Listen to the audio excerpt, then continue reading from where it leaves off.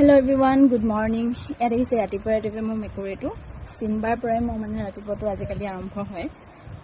নিজৰ কামখিনি আচলতে পাছতহে কৰা হয়, ঘৰৰ কাম নিজৰ কাম এইবোৰ পাছত কৰা হয়। আৰু আজি বিশেষকৈ বৰ বেছিকৈ ৰ'দটো মুখ খাওঁ কৰি আহিছে। ইমান বেছি গৰম ৰাতিপুৱাৰ পৰা পৰিছে নহয়। আৰু এইফালে চিম্বাৰ নটংকিবিলাক দেখিছে, আহি বাইকত উঠি আছে, একো নোখোৱা নেমেলাকৈ তাক বিচাৰি ফুৰিছিলোঁ মই। তাৰপাছত ইয়াৰ লগত অকণমান টাইম পাৰ কৰি ল'লে মোৰ আজিকালি মনটো ভাল লাগে। ই যেতিয়াৰ পৰা আমাৰ ঘৰত আছে মানে, তাৰপিছতে ধুনীয়াকৈ চাহ চেৱাই আৰু কল খাই ল'লোঁ। তাৰপিছত আকৌ এইফালে চিম্বাক পশু চিকিৎসালয়লৈ লৈ গ'লোঁ। আজি 2-3 দিনমান হ'ল আৰু তাক সেই ডাঙৰ মেকুৰী এটাই কামুৰিলে, তাকে বোলো ইনজেকশ্যন এটা দি আনো।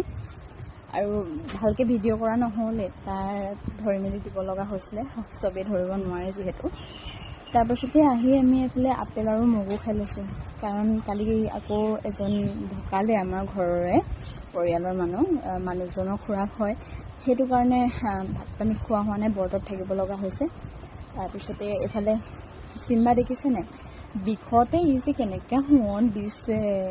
তাৰপিছত ঘৰলৈ মাৰ ঘৰত আছোঁ যিহেতু, আৰু ঘৰলৈ যাব লাগিব গধূলিলৈ, সেইকাৰণে নিজৰ কাপোৰ কানিখিনি সামৰি লৈছোঁ। এইফালে বেটা মানে মোৰ ভতিজাটোৰ কথা কৈছোঁ, সেয়া আৰু কাপোৰ কিছুমান খেলেং মেলেং হৈছে, এইখিনি ঠিক কৰি মেলি থৈ যাওঁ বোলো। যিহেতু মোৰ মানুহজনৰ ঘৰ বেছি দূৰত নহয়, সেইটো কাৰণে পটককৈ অহা যোৱা কৰি থাকিব পাৰোঁ। আৰু মাও আৰু ভতিজাটো ঘৰত অকলেই থাকে যিহেতু, সেইটো কাৰণে। তাৰপাছত এইফালে বেটা আৰু মই অকণমান কাৰ্টুন চাই ল'লোঁ দুটাই। বহুত বেছি গৰম পৰিছে যদিও আকৌ এইফালে একাপ চাহ খাই লওঁ, আৰু মায়ে চাহ ৰেডি কৰিয়ে থৈছে ফ্লাক্সতে ভৰাই। তাৰপিছত কাৰণ ময়ো পাকঘৰত এইকেইদিন সোমাব নোৱাৰোঁ, আৰু এইফালে চিম্বাও বহি আছে দেখিছেনে। বিশেষ বুলি একো নাই, আজিলৈ ইমানে, বাই।